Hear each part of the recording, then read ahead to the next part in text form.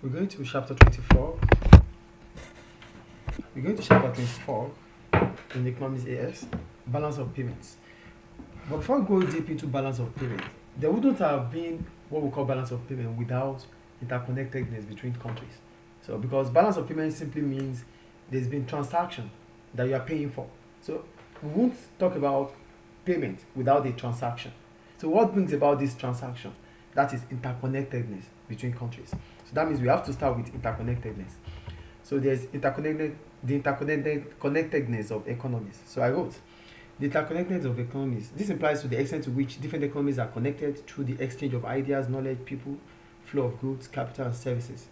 So this is what brings about globalization. Because globalization simply means there's transfer of ideas, there's transfer of knowledge, there's transfer of goods, there's transfer of services, movement of people, movement of capital between countries. So we now see the world as a very small village or small town because everyone can easily connect to each other. So that is what interconnectedness is. Do you get the point there? Yes, sir. So with interconnectedness, we have globalization. So what are the process of globalization? The proportion of output of an individual nation traded is growing. Now, different countries are producing more output, more goods. And these goods that they are producing, it is surplus. It is more than enough for them to keep. As a result, they might have to trade it out. So that brings about trading. And that is globalization. Two, the ownership of physical and financial assets from different economic agents between countries is increasing. Now, individuals are having different businesses abroad. Foreign investors are coming. There's what we call foreign direct investment. Foreigners are coming to your country to invest. So foreigners are having assets here, either financial or physical. So that means there's globalization. That's another process of globalization because there's connectivity between different investors from different countries. The third one, the migration is increasing. People are coming in and going out of the country. Now I'm here. So I'm an immigrant here. So there are Libyans in Nigeria, there are Libyans in Saudi working there. So there's movement of people in and out of the country. There's emigration and immigration. That is migration. Do you get that? Yes. So that brings about globalization too. And there's technological exchange between countries. So we have technologies here. We have different equipment here. We have different machines here that are made from other countries. And there are equipment made here that is in other countries too. Just example. So they are made in Nigeria, they are made in France. So we have them here. And it's being it's being shared across the country or the globe. So all these I mentioned now brings about globalization. So that is why there is a globalization. I think it's clear. Globalization is interconnectedness between economies or countries. And with this process, it is a known fact that we would have connected with each other to trade in goods or services. Any question about that? No. Good. So that takes us to the balance of payments now. So we'll go to balance of payment itself. So for balance of payment, so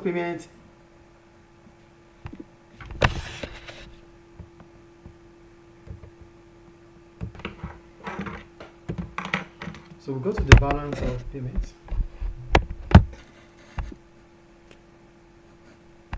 So we'll go to balance of payments account. So when we talk about balance of payment simply means the financial records of the dealings between different countries with a given economy. So the financial dealings, the financial records of Libya as a country with the rest of the world. That is balance of payment. Do you get what balance of payment is here? Okay. So I wrote balance of payment.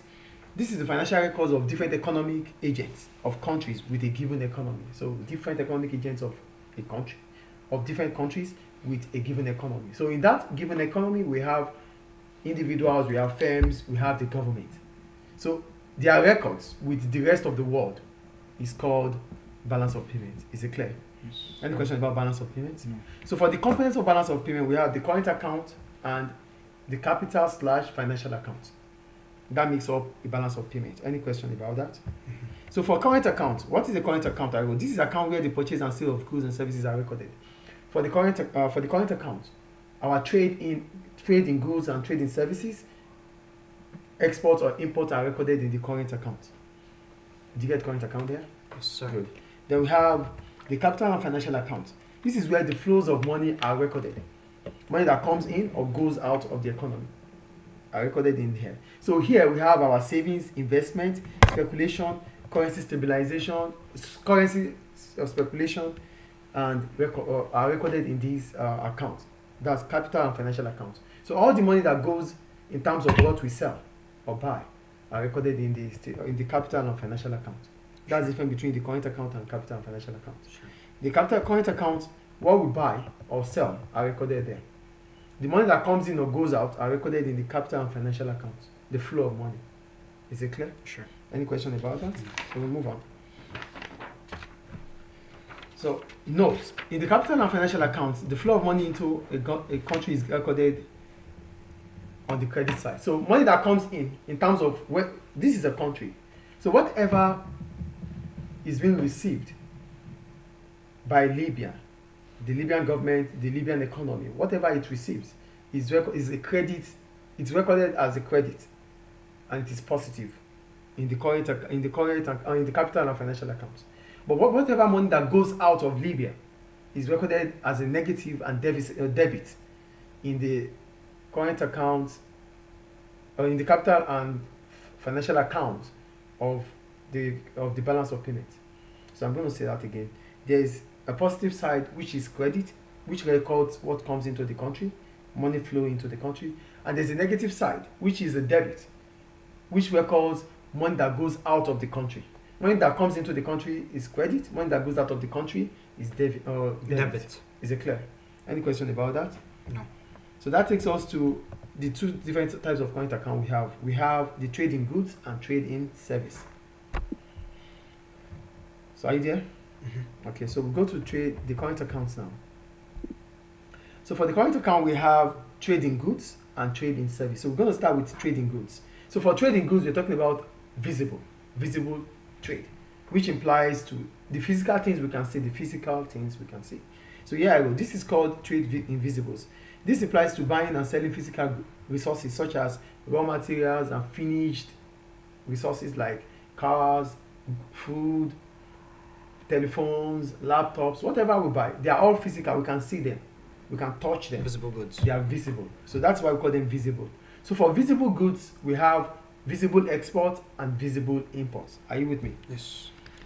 So for visible exports, these are goods that are sold to foreigners. We call it visible exports because they are sold to foreign customers. So that means Libya is selling to foreigners. Do you get, like oil? It's a visible. Do you get that? Then we have visible imports. The Libyans are buying from foreign businesses. That is visible imports. Do you understand the difference between visible export and imports? I wrote, for visible import, these are goods that are bought by domestic residents from foreigners. That's foreign companies or foreign countries. Clear? Notice board. Export of goods allow inflow of money, which will be recorded as credit item in the balance of payment account. And import is recorded as a negative, which is a debit in the balance of payment current account. When you export goods, you receive payments. That is positive, it's credit. When you import, you are paying out. That is negative and it is debit. Clear? Yes, sir. Any question about that? No. So then, what do we call balance of trade? So the balance of trade is the difference between visible export and visible import. So our BOT is the difference between visible export and visible import. Any question about that? So that ends our balance of trade. So we go to trade in service. Are you there?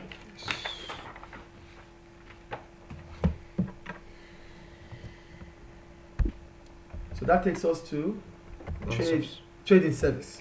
In services. Are you there? Yes. So for trade in services, this is sometimes called invisible trade. So what is invisible trade? We have invisible trade these are like finance, banking, tourism, insurance that we do. We don't see them. We can only feel it. That's why we call it invisible. They are intangible, but they are services too.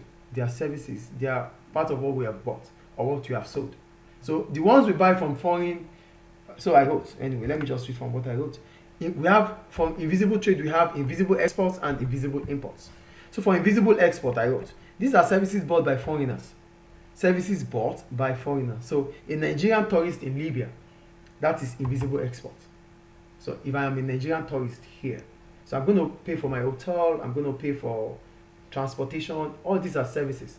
So this is invisible export because the money goes to the Libyan government or the Libyan businesses or individuals.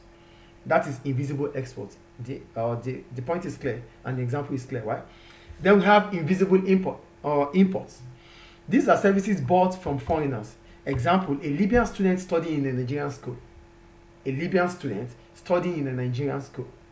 So that is invisible imports for Libyans.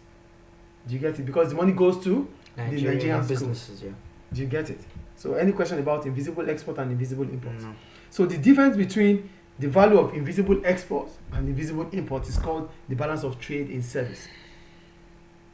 Do you get balance of trade in service now? The difference between the value of invisible exports and invisible imports. That's our balance of trade in service. Any question about that? Any question? No. So that takes us to the distinction between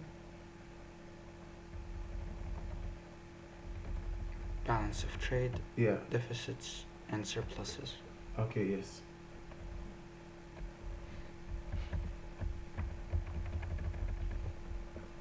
So I need to talk about primary and secondary income first. I think it's here. We have our primary. Okay, yes. Are you with me? I am. So we have primary and secondary income. These are part of the items in the balance of payments too. So we call it primary income because this is the income from the factors of production. So when we talk about incomes from the factors of production, we're talking about factors land, labor, capital, right, and enterprise from abroad. So mostly Libyans would have investments abroad. Maybe shares, maybe they have businesses abroad. So whatever it is that they have abroad, investments, income will come from there, either through interest, through dividends. Libyans might have borrowed some Nigerians' stocks, money from abroad, or what? Yeah, shares. Let's say money from abroad. They borrowed some foreigners' money. Interest will come on it. That is part of primary income. Libyans might have buy shares from different companies abroad. Dividends will come in. That is part of primary income. Do you understand primary income here? Then, maybe Libyans have land abroad. They would have sold. They would have rented it out.